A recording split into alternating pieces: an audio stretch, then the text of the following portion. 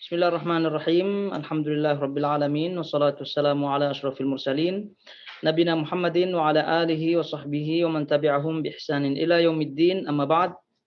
Ayyuhal ikhwatul akhawat, jamaah semua yang dirahmati Allah Azza wa Jal. Alhamdulillah kita masih diberikan kesempatan oleh Allah Subhanahu wa taala untuk melanjutkan kembali kajian rutin kita, dan semoga Allah memberikan kita keikhlasan dan juga menerimanya sebagai amal soleh yang diterima olehnya Rabbul Alamin.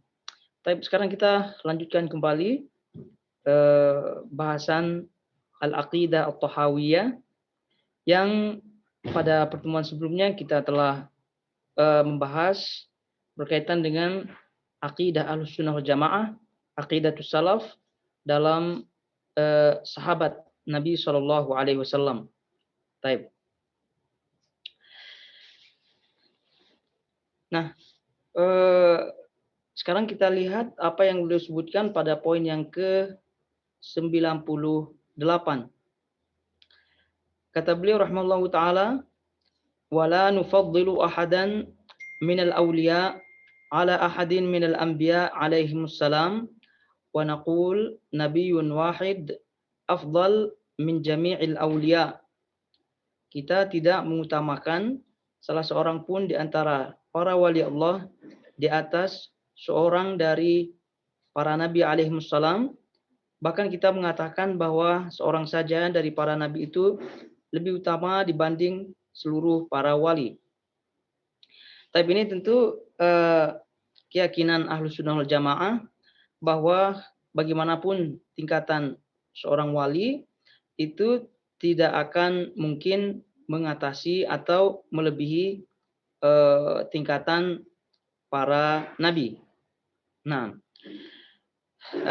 tentunya dalam bahasan ini seperti yang disebutkan oleh Ibnu Abil Izz Al-Hanafi rahimahullahu taala, Al-Imam At-Tahawi menyebutkan hal ini sebagai bantahan kepada para sufi.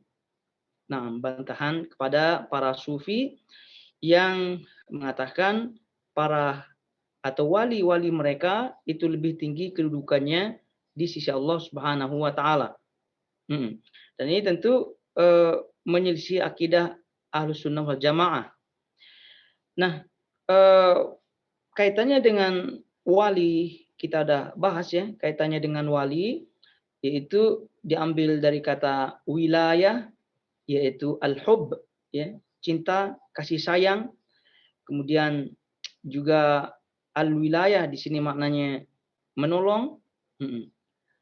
Nah, kemudian wali-wali Allah Subhanahu wa taala ini tentu mereka akan mendapatkan keutamaan di sisi Allah Subhanahu wa taala karena mengikuti nabi, yaitu mengikuti para rasul. Taib.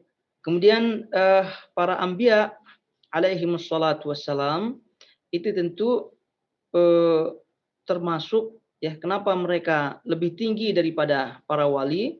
Karena mereka mengumpulkan dua keutamaan. Yaitu keutamaan pertama adalah an-nubuwah, yaitu kenabian. Kemudian keutamaan kedua adalah al-wilayah, yaitu kewalian. Nah, jadi dalam hal ini tadi sudah kita sebutkan, wali itu adalah mereka yang dekat dengan Allah Subhanahu wa taala, mereka yang beriman kepada Allah Subhanahu wa taala sebagaimana yang disebutkan oleh Allah dalam surah Yunus ayat 62. Surah Yunus ayat 62, ala inna awliya Allah la khaufun alaihim wa la hum yahzanun alladzina amanu wa kanu yattaqun. Ketahuilah sesungguhnya wali-wali Allah itu tidak ada takut dan juga mereka tidak bersedih. Mereka itu beriman wa kanu yattaqun dan mereka bertakwa. Jadi wilayah atau kewalian ini itu syarat mutlaknya adalah beriman dan juga bertakwa. Nah, jadi ayyuhal akhwatul akhawat, jamaah semua yang dirahmati Allah Azza wa Jalla, para anbiya, para nabi dan para rasul itu levelnya yang paling tinggi ya, levelnya melebihi para wali. Kenapa? Tadi kita sebutkan karena mengumpulkan dua keutamaan. Dua keutamaan. Keutamaan pertama tadi an-nubuwah, ya, yaitu kenabian. Kemudian kerasulan, dan ini keutamaan ini tidak didapatkan kecuali atas pilihan Allah Subhanahu wa taala. Yang kita ketahui bersama, para nabi, para rasul ini adalah orang-orang pilihan oleh Allah Subhanahu wa taala. Dan kalau orang itu telah menjadi nabi, kemudian menjadi rasul, maka sudah confirm menjadi para wali, ya, menjadi masuk ke dalam wilayah kewalian. Jadi jangan salah paham kalau para nabi itu bukan termasuk wali, itu salah paham. Jadi para nabi, ya, itu para nabi dan para rasul itu sudah confirm menjadi wali. Tapi para wali, ya, tidak confirm menjadi para nabi. Oleh karena itu kata beliau rahimahullahu taala, kita tidak mengutamakan salah seorang pun di antara para wali Allah di atas orang para nabi. Nah, ini yang disebutkan oleh beliau rahimahullahu taala. Kemudian kata beliau, bahkan kita mengatakan bahwa seorang saja dari para nabi itu lebih utama dibanding seluruh para wali. Karena tadi mengumpulkan dua keutamaan, yaitu keutamaan an-nubuwah, keutamaan kenabian, kemudian ar-risalah, kerasulan, dan seterusnya keutamaan al-wilayah, kewalian. Jadi masing-masing istilah tadi harapannya itu diketahui, ya. Ada istilah al-wilayah, dari situ diambil wali. Kemudian ada istilah nubuwah, diambil dari situ nabi. Kemudian ada istilah risalah, diambil dari situ ar-rasul. Baik. Kemudian kata beliau rahimahullahu taala, wa nu'minu bima jaa min karamatihim wa sahha 'anil thiqat min riwayatihim. Kita mengimani adanya karamah mereka dan segala riwayat tentang mereka yang dinukil dari para perawi yang terpercaya. Nah, ini beliau sampaikan untuk membantah tentunya mereka-mereka yang mengingkari, tidak meyakini, tidak mengimani adanya karamah. Dan kita ketahui bersama, karamah ini adalah suatu hal yang luar biasa yang diberikan oleh Allah Subhanahu wa taala kepada para wali selain nabi, kepada para wali selain nabi. Adapun mukjizat itu adalah suatu hal yang luar biasa yang diberikan oleh Allah Subhanahu wa taala kepada para wali di kalangan nabi. Nah, di kalangan nabi. Dan dah kita tahu bersama persamaan dan juga perbedaan antara mukjizat dan karamah. Sudah jelas kalau mukjizat itu sebabnya adalah nubuwah. Sebabnya adalah nubuwah. Adapun wilayah atau adapun karamah itu sebabnya adalah wilayah. Nah, yaitu kewalian yang tolak ukurnya adalah pengikutnya para nabi dan para rasul. Jadi kalau orang itu memiliki kelebihan kemudian tidak mengikuti ajaran-ajaran nabi, maka tentu itu tidak termasuk karamah. Dia akan masuk kepada istidraj. Dia akan masuk kepada istidraj karena kita ketahui bersama jenis kelebihan-kelebihan yang luar biasa yang terjadi itu ada 3, ada mukjizat, ada karamat, ada istidraj. Nah, itu kita dah ketahui bersama. Kemudian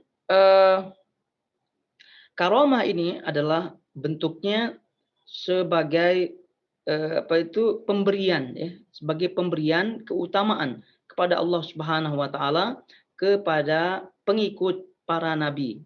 Pengikut para nabi, ya, kalau zaman sekarang ya pengikut Nabi Shallallahu alaihi wasallam. Ya, tujuannya apa? Ya banyak tujuannya. Ya tujuannya untuk menunaikan hajat hambanya sehingga diberikan bentuk keluar biasaan, atau juga untuk menambah keyakinannya, ya, menambah keyakinannya. Nah, ini semua adalah tujuan-tujuan diberikan Allah Subhanahu wa taala, ya, tujuan diberikannya karomah oleh Allah Subhanahu wa taala. Dan balik tadi kita pernah sebutkan persamaan dan perbedaan antara karomah dan mukjizah. Karomah dan mukjizah. Persamaannya kita kalau kita lihat persamaannya sama-sama hal yang bentuk luar biasa. Hal yang luar biasa. Mukjizat, hal yang luar biasa. Kemudian karomah juga hal yang luar biasa. Kemudian selanjutnya persamaannya, keluar biasaannya ini datang dari Allah karena mereka beriman. Karena mereka beriman kepada Allah Subhanahu wa taala. Terus kemudian perbedaannya, ya, persamaannya kita sebutkan juga, kedua-duanya tidak bisa dipelajari, dan juga tidak bisa diwarisi. Tidak bisa diwarisi. Mukjizat, karomat tidak bisa diwarisi. Itu semua murni dari Allah Subhanahu wa taala. Kemudian perbedaannya tadi dah kita isyaratkan sebagiannya, yaitu kalau mukjizat itu sebabnya adalah nubuwah, kenabian. Kalau karomah sebabnya adalah wilayah, yaitu kewalian. Artinya di sini wali yang mengikuti ajaran-ajaran Nabi alaihi salatu wassalam. Kemudian perbedaannya yang disebutkan oleh para ulama, kalau karomah itu tidak menyebabkan seorang itu maksum, ya, tidak menyebabkan seorang itu maksum. Artinya tidak selamat daripada kesalahan, kesilapan, kesesatan, tidak. Tapi kalau orang itu mendapatkan mukjizat, maka sudah confirm mendapatkan maksum, ya, terjaga daripada kesalahan. Kenapa? Karena memang para nabi. Karena para nabi. Taib. Jadi tadi kita sebutkan bahwa karomah ini tidak menjamin seseorang selamat di akhir hidupnya. Ya, tidak menjamin karena tidak maksum. Jadi oleh karena itu tidak, dalam akidah Ahlussunnah wal Jamaah dah pernah kita sebutkan, tidak boleh menyatakan seorang itu masuk surga, ya, karena amalan-amalan atau karena hal-hal yang luar biasa yang nampak. Maka itu para ulama menyebutkan dalam perbedaannya, membedakan antara mukjizat dan karomah, bahwa mukjizat itu menunjukkan keselamatan seseorang karena dia nabi, jadi pasti selamat, ya, maksum. Tapi kalau karomah tidak menjamin keselamatan. Jadi mungkin saja hari ini dapat karomah, besoknya naudzubillah min dzalik kufur. Kufur. Dan banyak kisah yang disebutkan dulu di zaman Bani Israel. Itu kisah-kisah di mana mereka ada di antara pengikut-pengikut Nabi Musa alaihissalatu wassalam, hidup di zamannya, itu mendapatkan hal yang tadi, mendapatkan karamat, tapi ternyata tidak selamat di akhir hayatnya. Jadi keramat ini tidak menjadi tanda keselamatan akhir, ya, tidak menjadi keselamatan akhir. Kemudian juga yang perlu diingatkan, sebagaimana diingatkan oleh para ulama, Ibnu Abil Izz Al-Hanafi rahimahullahu taala dan juga yang lainnya, mengingatkan bahwa karomah, ya, keramat yang paling utama adalah bentuknya istiqomah. Bentuknya istiqomah. Jadi sekali lagi, istiqomah adalah bentuk keramat yang paling tinggi. Jadi kalau orang itu istiqomah di jalan Allah Subhanahu wa taala, maka itulah jalan keselamatan. Jadi tidak hanya semata mendapatkan hal-hal yang luar biasa, namun setelah itu tidak istiqomah.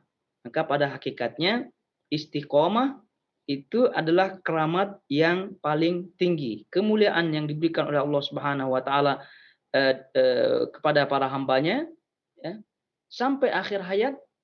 maka itu insya Allah akan mendapatkan keselamatan. Jadi sekali lagi ayyuhal akhwat, dan diingatkan oleh para ulama bahwa hendaknya ya seorang itu menuntut ya berusaha semaksimal mungkin mencapai istiqomah, itu visi misinya dalam kehidupan itu hendaknya terus bagaimana caranya istiqomah, bagaimana caranya sekali lagi tegar di atas ajaran-ajaran agama, dalam hal ini manhaj salaf, istiqomah di atasnya.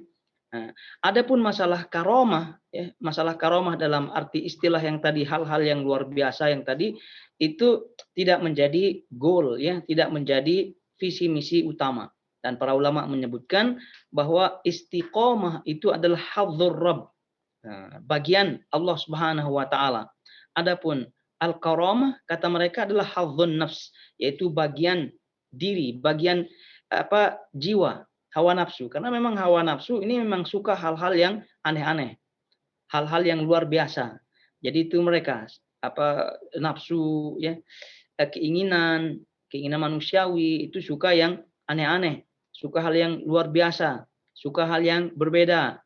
Nah, oleh karena itu para ulama menyebutkan hendaknya kita menjalani, kemudian berusaha semaksimal mungkin untuk tetap istiqomah, karena itu adalah hadzur Rabb, bagian Allah Subhanahu wa taala. Jadi apabila kita meniti bagian yang disukai oleh Allah Subhanahu wa taala, maka akan selamat. Tapi apabila kita meniti dan berusaha mencapai ya bagian yang disukai oleh hawa nafsu, yang disukai oleh jiwa, maka kemungkinan besar akan tergelincir. Jadi buktinya banyak. Jadi karena manusia ini tadi kita sebutkan keinginannya ya secara manusiawi, hawa nafsunya ingin suka hal yang luar biasa, suka hal yang berbeda dari yang lainnya. Jadi karena itu tujuannya jadi macam-macam ya. Akhirnya mempelajari ilmu-ilmu kanuragan, kemudian mempelajari ilmu-ilmu kebal. Kalau tidak ya ada juga yang mempelajari teori-teori yang menyebabkan dia menjadi terkenal dan seterusnya. Dan itu sekali lagi tadi para ulama menyebutkan hadzun nafs, bagian yang disukai oleh jiwa, artinya hawa nafsu. Jadi karomah ya, karomah ini sekali lagi bentuknya banyak ya, bentuknya banyak. Tidak hanya kelebihan yang nampak, tapi juga tadi yang justru malah yang paling bagus kata para ulama adalah al-istiqomah, yaitu istiqomah di atas jalan Allah Subhanahu wa taala. Nah, istiqomah di atas jalan Allah Subhanahu wa taala, ini kalau orang sudah istiqomah maka pasti ada karomah yang akan dinampakkan ya oleh Allah Subhanahu wa taala, baik yang diketahui maupun yang tidak diketahui atau yang dirasakan.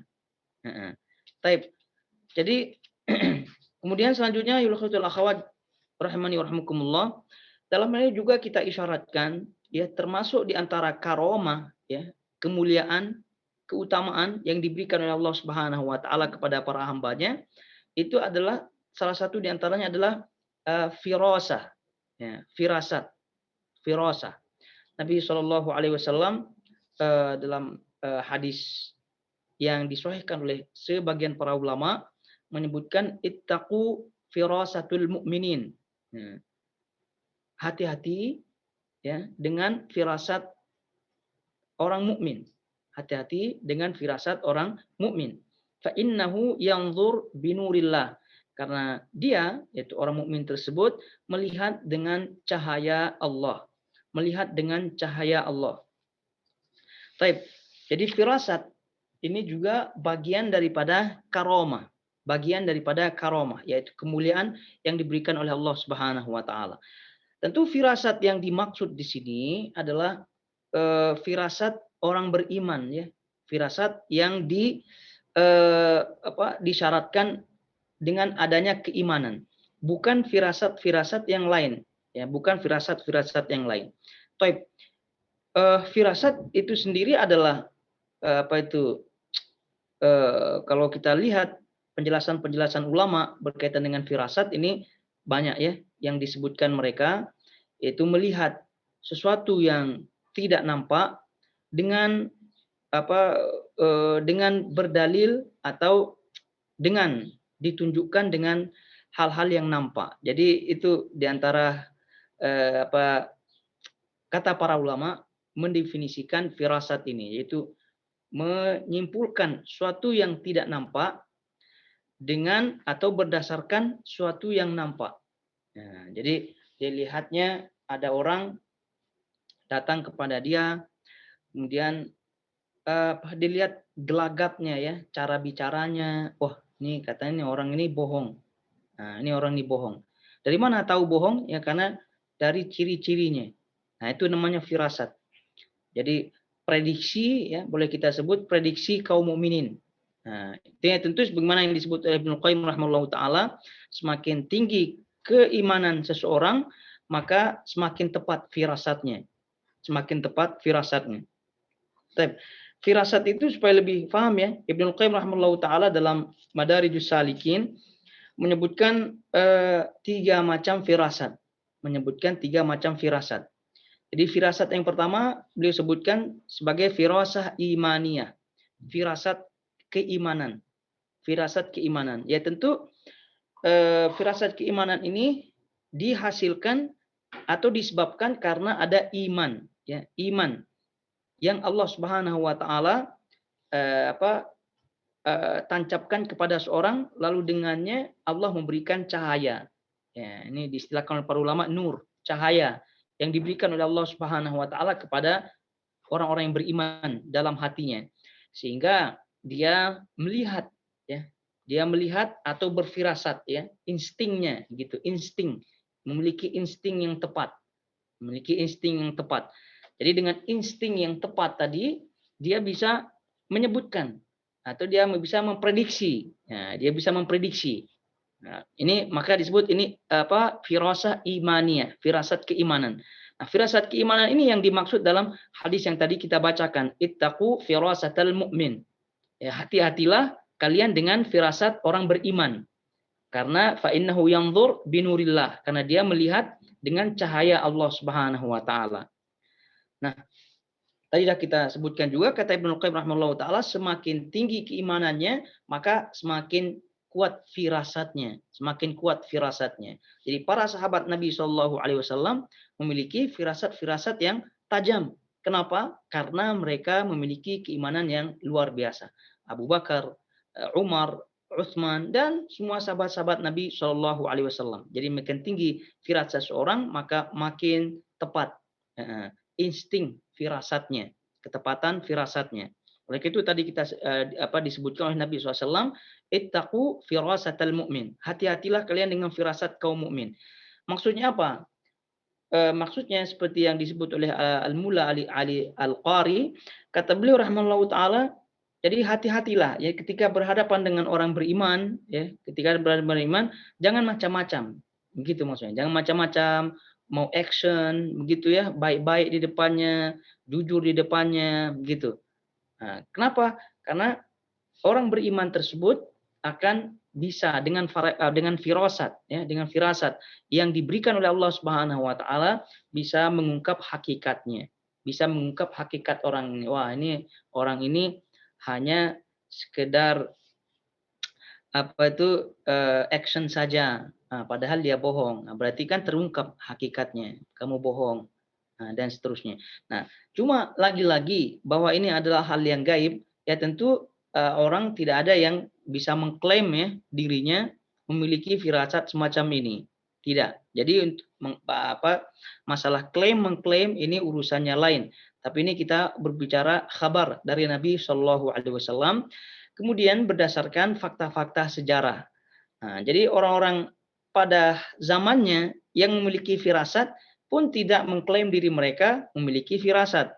Nah, karena ini adalah firasah imaniyah yang tidak bisa dipelajari ya hanya mengandalkan keutamaan keimanan saja.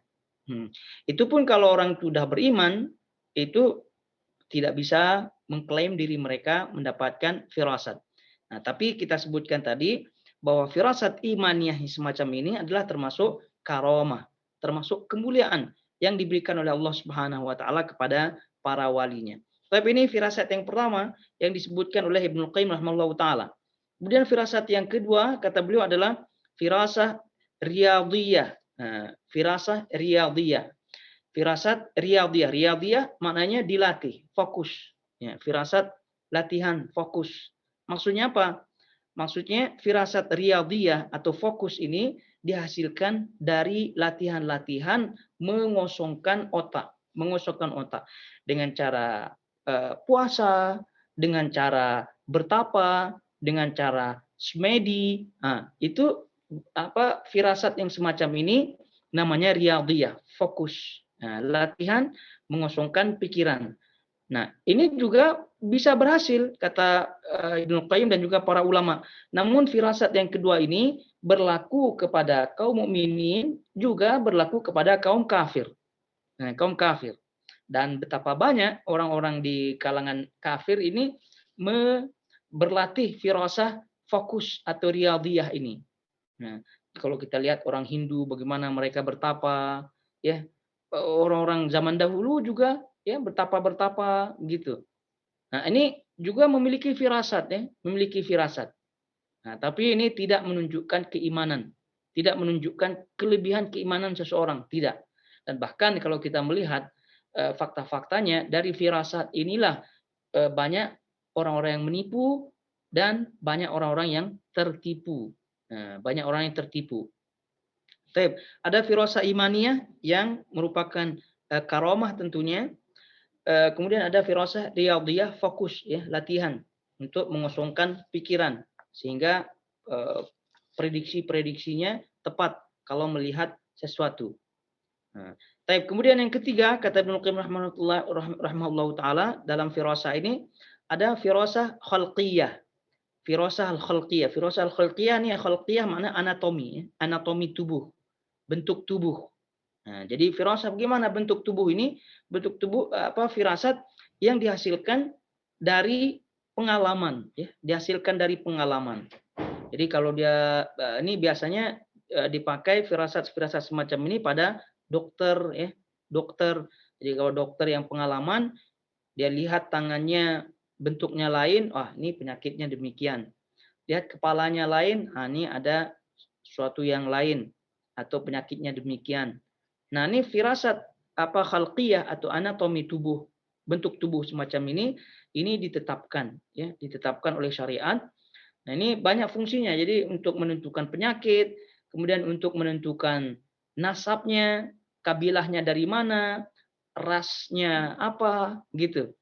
Nah, ini namanya firasah al-khalqiyah dan ini firasah al-khalqiyah tidak menunjukkan keimanan karena ini berdasarkan pengalaman.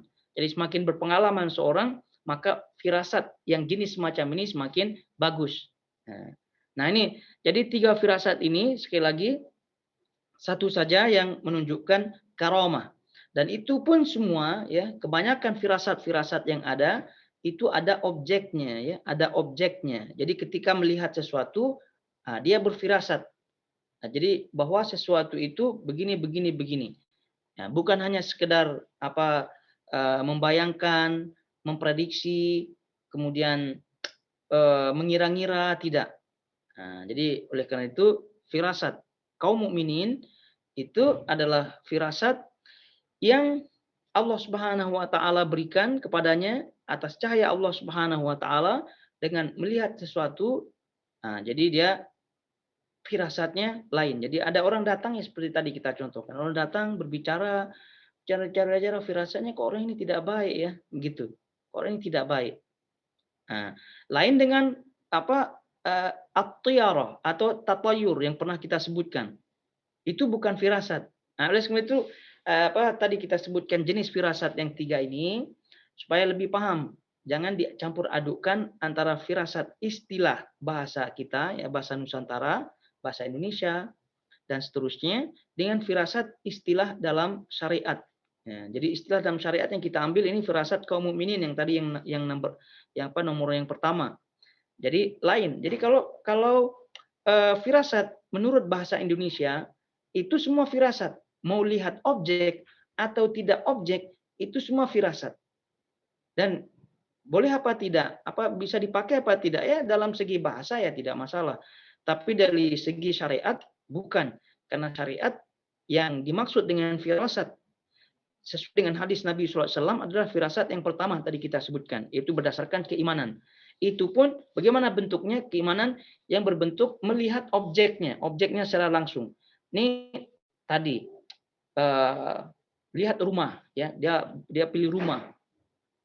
Masuk rumah, dia lihat, wah firasat saya tidak bagus rumah ini, begitu. Nah, ini kalau seandainya mukmin ya, ini beriman dan itu ya mudah-mudahan saja kita semua diberikan firasat oleh Allah Subhanahu wa taala yang tepat. Ya tadi sekali lagi bergantung level keimanannya. Dia firasatnya tidak baik. Ya udah, tidak jadi beli. Nah, begitu. Nah, hati-hati dengan masuknya tatayur, ya tiarah. Ya, ini bahasa kita juga firasat juga. Nah, jangan sampai ketika lihat rumah tadi, kenapa tidak beli rumah? Misalnya kenapa tidak jadi? Wah, firasat saya tidak baik. Apa sebabnya firasatnya tidak baik? Ada kucing atau ada anjing atau ada apa begitu. Ini jangan sampai mengait dengan apa hewan-hewan atau tatayur. Nah, jadi ini pernah kita bahas. Ini apa perbedaannya sangat tipis sekali ya antara tatoyur atau tiaroh, kemudian firasat, begitu.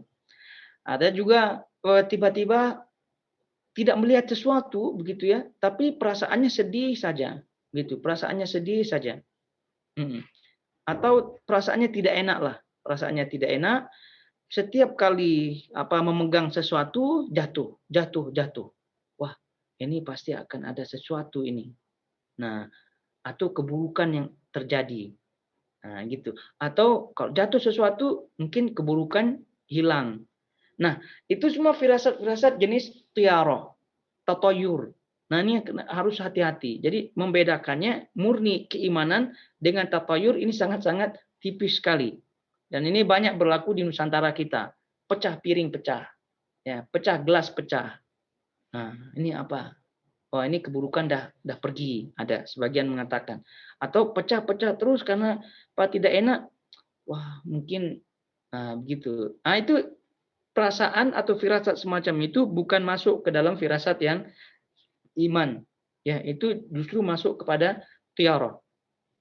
Baik, balik kepada permasalahan. Jadi kita mengimani adanya karomah-karomah mereka dengan segala jenisnya, ya, baik itu firasatnya atau baik itu peristiwa-peristiwa yang besar, ya, peristiwa-peristiwa yang luar biasa yang terjadi di mereka dan itu banyak fakta-faktanya, banyak riwayat-riwayat yang sahih, ya, dari sahabat-sahabat Nabi SAW, kejadian-kejadian yang luar biasa, apa yang terjadi di mereka para sahabat tersebut. Oleh karena itu kata beliau rahimahullahu taala, dan kita beriman dengan segala riwayat tentang mereka yang dinukil dari para perawi yang terpercaya. Nah, dari para perawi yang terpercaya. Dan kenapa disebut demikian? Karena memang ini kalau kita baca sejarah-sejarah para sahabat itu banyak sekali karomat-karomat yang ada. Nah, tujuannya tadi awal kita sebutkan untuk membantah Mu'tazilah yang mengatakan karomat itu tidak ada. Kenapa karomat itu mereka tiadakan? Karena tidak masuk akal. Satu. Kemudian yang keduanya, kalau ditetapkan karomat, maka nanti akan disamakan dengan kenabian, akan disamakan dengan nubuwah, akan disamakan dengan kerasulan, mukjizat. Nah, jadi kan nanti tidak mungkin sama mukjizat dengan karomah.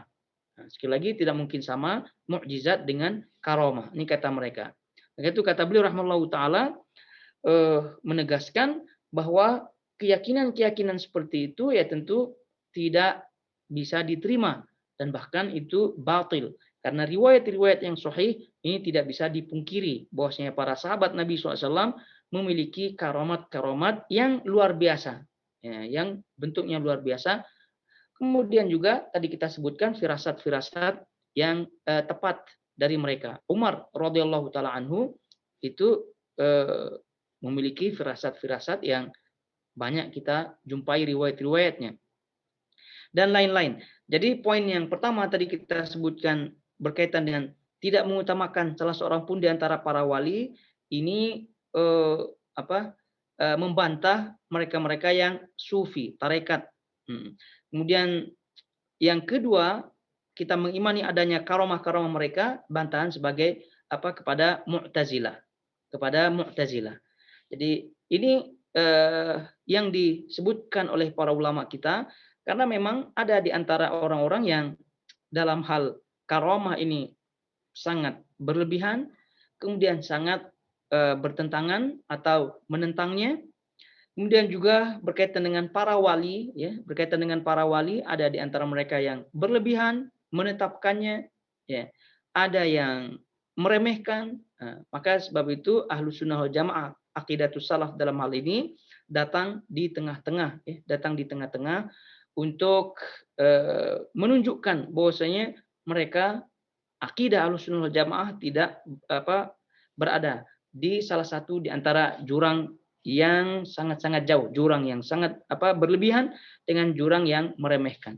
Nah, namun itu juga sebagai pelajaran bagi kita semua bahwa tadi kita sebutkan semua kaum mukminin itu menjadi wali-wali Allah Subhanahu wa taala. Dan mereka semua kaum mukminin itu tentu levelnya di sisi Allah Subhanahu wa taala bergantung keimanannya. Nah, jadi semua kita bisa berpeluang menjadi wali-wali Allah Subhanahu wa taala. Jadi oleh karena itu sering kita ingatkan, walaupun kita orang biasa, ya, tidak menjadi ustadz, tidak menghafal Quran, tidak menghafal banyak hadis dan yang lainnya, tetap kita berpeluang menjadi wali-wali Allah Subhanahu wa taala. Dari kita sebutkan surah Yunus, ala inna awliya Allah la khaufun alaihim wa lahum yahzanun alladzina amanu wa kanu yattaqun. Yaitu mereka yang beriman dan mereka bertakwa kepada Allah Subhanahu wa taala. Jadi dalam kehidupan kita mari kita kejar hafdzu ar-rabb, ya, hafdzullah, bagian yang disukai oleh Allah Subhanahu wa taala, yaitu istiqomah. Bukan kita kejar bagian yang disukai oleh hawa nafsu, yaitu keramat. Nah, kalau bagian nafsu ya tadi keramat sangat disukainya. Tapi di sini sekali lagi istiqomah di jalan Allah Subhanahu wa taala itulah yang paling dituntut. Dan itulah sekali lagi kata para ulama karomat yang sesungguhnya, karomat yang paling tinggi. Nah, jadi berbicara istiqomah yang merupakan visi misi kehidupan kita, nah itu yang kita harus jaga sebaik-baiknya dimanapun kaki kita berpijak. Ya.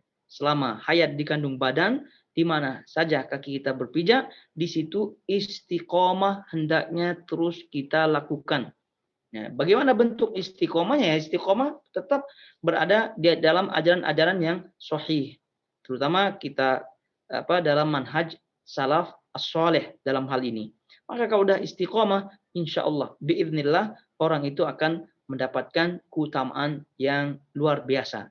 Nah itu yang sekali lagi kita kejar. Dan istiqomah ini tentu yang harus diiringi dengan ilmu. Sebab itu balik kita diingatkan oleh para ulama untuk kita belajar.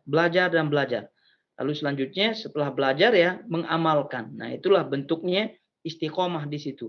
Ada pengamalan, kemudian di situ kita ada dakwah sesuai dengan kemampuan kita, kemudian ada kesabaran di situ.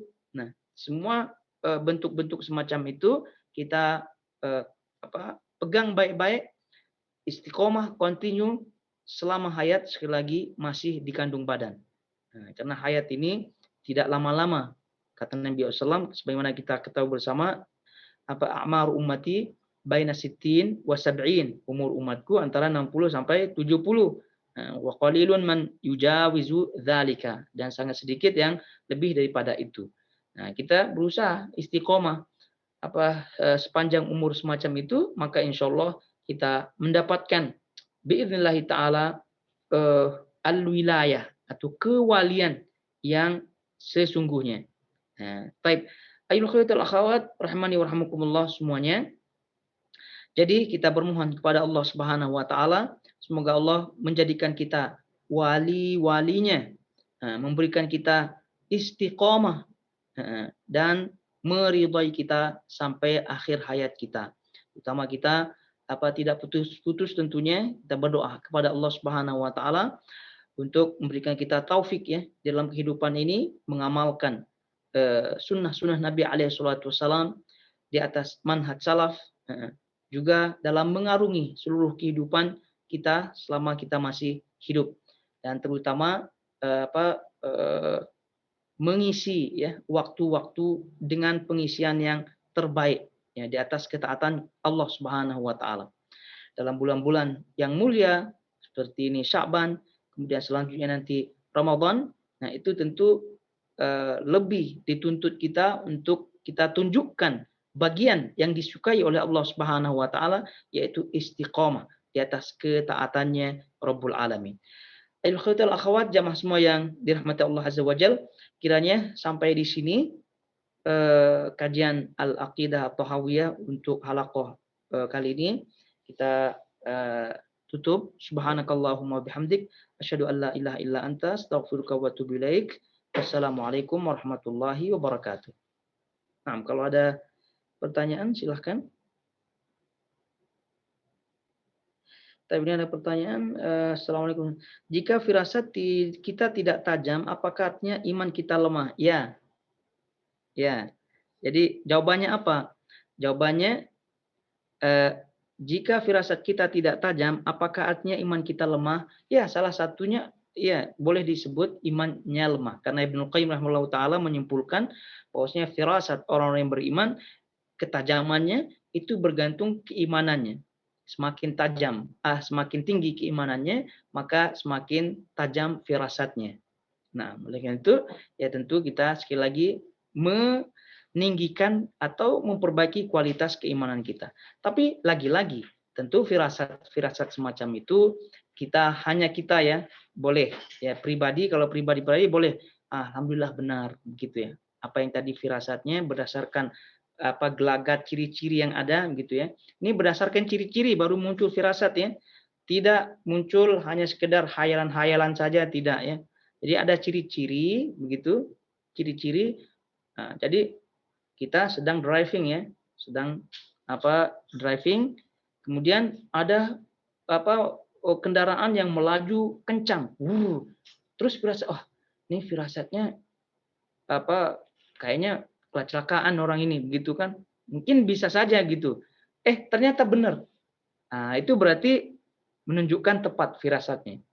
Nah, itulah artinya firasat kaum mukminin itu ada ciri-ciri yang dengan ciri-ciri tersebut ada firasat prediksi begitu ya. Kalau tepat ya alhamdulillah begitu ya, kalau tidak ya bukan berarti kita salahkan atau langsung kita tuduh imannya kurang dan seterusnya. Tapi secara umum ya imannya lemah. Kemudian yang kedua, kakak dulu pernah cerita, dia lihat pohon pisang sudah tua. Dalam hati bilang tidak lama lagi kemungkinan pohon itu roboh. Selesai bicara dalam hati seperti itu, kemudian pohon tersebut roboh. Apakah ya termasuk firasat? Ini termasuk firasat. Taib. Jadi ini masya Allah. Mudah-mudahan kakaknya ini benar-benar diberikan keimanan kuat, kemudian firasat yang kuat, dan istiqomah tentunya. Nah, jadi ceritanya kita ulangi, kakak dulu pernah cerita, dia lihat pohon pisang sudah tua, dalam hati bilangnya tidak lama lagi kemungkinan pohon itu akan roboh. Selesai bicara dalam hati seperti itu, kemudian pohon tersebut roboh. Soalannya, apakah ini termasuk firasat? Ya, termasuk firasat. Dan masya Allah tepat firasatnya. Ini firasat. Artinya dia lihat pohon pisangnya, ya ciri-ciri pohon pisangnya tua. Nah, kemudian dalam hatinya ini tidak lama lagi roboh. Benar roboh. Nah, itu firasat. Tapi kalau dia bilang dia lihat pohon pisang, tapi prediksinya kepada orang lain. Nah, ini namanya tatoyur. Nah, itu perbedaannya antara firasat dengan tatoyur. Jadi firasat, ciri-ciri yang dia lihat itu berlaku kepada ciri-ciri yang dia lihat begitu. Tidak melihat melihat ciri-ciri yang di depannya, kemudian berdalil dengan ciri tersebut akan terjadi peristiwa yang lain. Tidak. Nah, seperti tadi yang dilihat pohon pisang, dalam hatinya tidak lama lagi akan roboh pisang ini. Nah, jadi roboh. Jadi kalau dia bilang, wah ini ada pohon pisang tua, ini berarti nanti akan ada begini-begini. Nah, itu namanya tatoyur. Nah, kalau yang diceritakan ini namanya firasat. Nah, wallahu taala alam.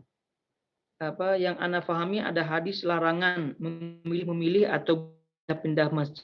Apakah di bawah ini alasan syar'i? Ada kawan keliling jauh-jauh untuk sholat berjamaah karena mencari masjid yang tenang dan jauh dari berisiknya anak-anak. Apakah ini ghulu? Ya, jadi sekali lagi yang perlu dipahami bahwa syariat itu tidak menganjurkan untuk pada asalnya ya, syariat itu tidak menganjurkan untuk memberat-beratkan diri. Jadi kata Nabi SAW, pahala itu berdasarkan beratnya usaha, ya, beratnya usaha. Tapi bukan berarti beratnya usaha itu usaha yang dibuat-buat, ya, dibuat-buat. Ini sudah ada masjidnya, sudah bagus ya, masjidnya sudah dekat. Tapi pilih masjid-masjid yang lain. Nah, ini keliru. Ini keliru. Nah, terus kemudian ada kawan katanya di sini keliling jauh-jauh untuk sholat berjamaah karena mencari masjid yang tenang dan jauh dari berisiknya anak-anak. Apakah ini ghulu ya? Kalau selalu macam itu ya ghulu, berlebihan. Nah, selalu macam itu ya berlebihan. Apalagi jauh-jauh begitu. Tapi kalau sesekali ya itu tidak masalah. Sekali tidak masalah. Tapi ini kalau jadi rutinitas, nah ini masalah. Ini berlebihan. Nah, ya kecuali kalau masjid dekatnya itu memang tidak mengamalkan sunnah, ya tidak mengamalkan sunnah, ya itu bolehlah cari masjid yang sekira mengamalkan sunnah. Nah, tapi kalau hanya sekedar alasannya anak-anak, ya ini tentu tidak demikian. Dan juga kemudian dilihat ya pindah-pindah masjid di sini, apalagi sudah di kampung ya di Nusantara, itu dilihat juga mafsadat dan maslahatnya. Jadi kadang orang kalau kita pilih masjid lain, penduduk sekitar, tetangga sekitar nanti bertanya-tanya, kenapa pilih masjid, kenapa tidak bersama kita. Nah itu ditimbang maslahat dan mafsadatnya. Wallahu ta'ala alam. Baik, kalau tidak ada lagi kita tutup. Wassalamualaikum warahmatullahi wabarakatuh.